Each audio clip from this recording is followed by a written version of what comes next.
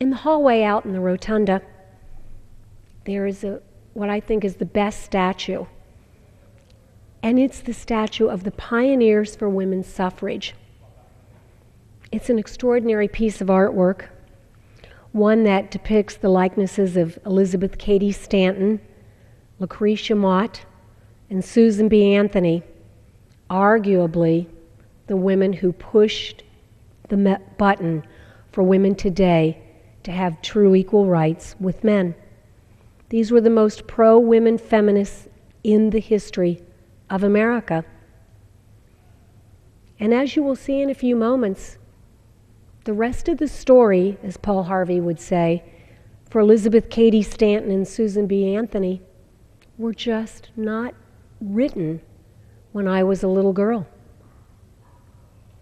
I'd like to begin this hour by referring to a few quotes from a couple of these foremothers that truly show where they stood in history with what I believe is the most pro-feminine issue, and that's the issue of abortion.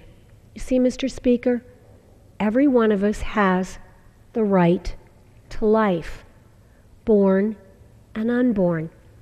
And it is the women who have the responsibility to make sure that that baby is born. Unfortunately, our courts, over 33 years ago, decided to change that and said that women had the right to end that life. But, Mr. Speaker, we don't have that right. It is our responsibility to bear those children. And these foremothers knew that. In a letter to Julia Ward Howard in 1873, Elizabeth Cady Stanton, the woman who shocked society, Mr. Speaker, by daring to leave her house proudly showing her pregnancy, because that was just not done, wrote, and I quote, "When we consider that women are treated as property, it is degrading to women to treat our children as property to be disposed of as we see fit.